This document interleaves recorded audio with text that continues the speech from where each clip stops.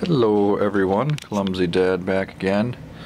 In the middle of a game, kind of at the beginning, near the beginning, third round or so, of 5 tribes. Let me tell you, this game is amazing.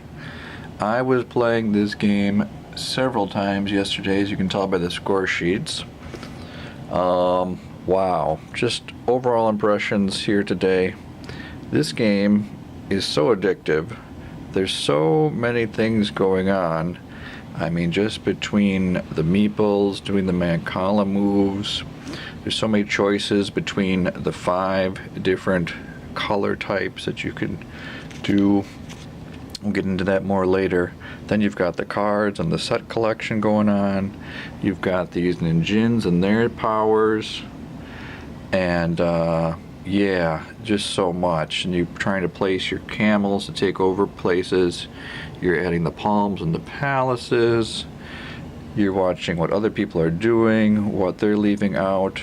Wow, just an awesome game. Where to begin? Wow. So yesterday, like I said, I played 5 times. I was playing a 3-player game. Sorry, it's a little bit sloppy, but this is kind of one player over here. He's got a couple of cards and a gin, his money. He just made a big sale. He just got the 15, which is the highest priced place, because somebody left it exposed. Mainly they made a trail and left one meeple on it, so he was able to take it over. So he just got that. Plus it was a building area. He picked up some blue and got a bunch of points. Then over here, this guy's got his little area. He's got quite a good start on set collection going on. And he's got some of the white pieces. Sorry, I get these names down still. And this guy over here got a little bit of everything. So I would decide to do a 3-player because I was reading on Board Game Geek that there wasn't a lot of consensus between 2, 3, and 4 players. All had pretty good ratings, but the ones that were slightly not recommended were 2 and 4, so I decided to go with 3, which has been excellent for doing some solo play.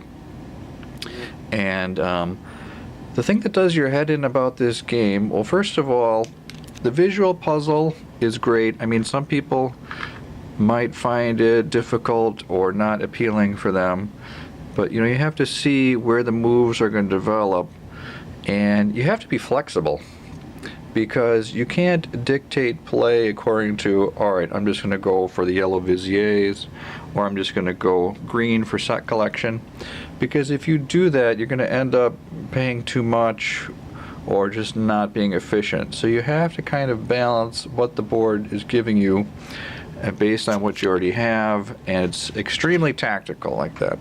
It's extremely tactical.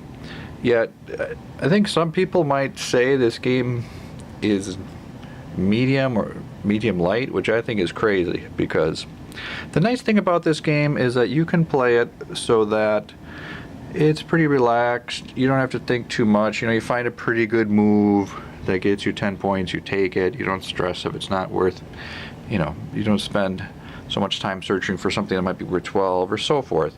But it can be very AP if you look for the best move. And there's ways to set up moves for the next turn.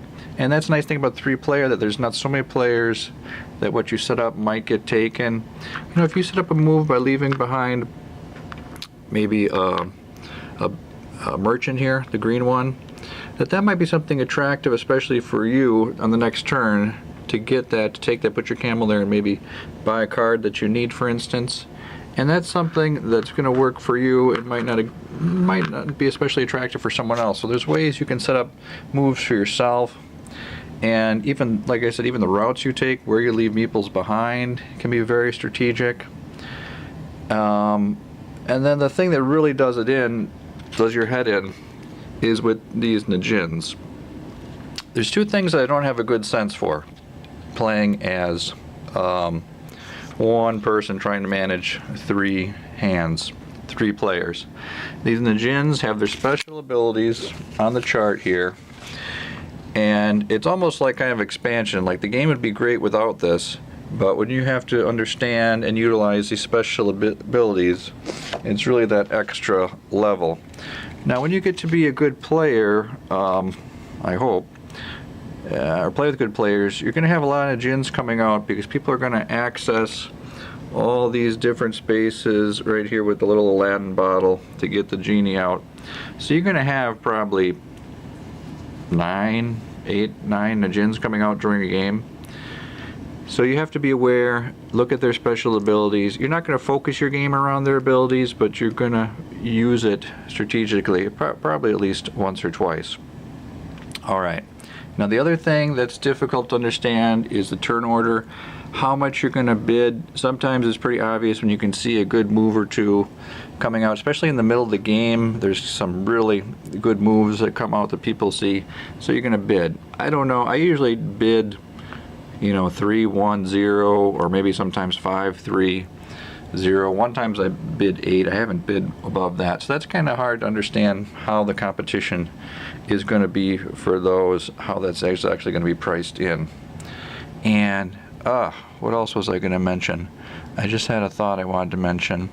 Oh, you know what it is another reason why this game is fantastic is because it has that tasty, frustrating part where it seems like there's plenty of resources, but pretty soon this game is only going to go about 12 rounds, I think, because there's 90 meeples and you're pulling out 2 or 3 or 4 some rounds, and at the end there's going to be some on the board that you can't access, that just aren't going to be able to, you're not going to be able to clear the whole board.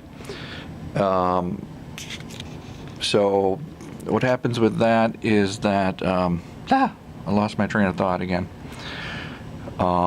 With those meeples that you're not going to be able to play. Well, the other thing I was going to say about the meeples is there's only 90 and there's no extras, so you have to be careful not to lose any in this game.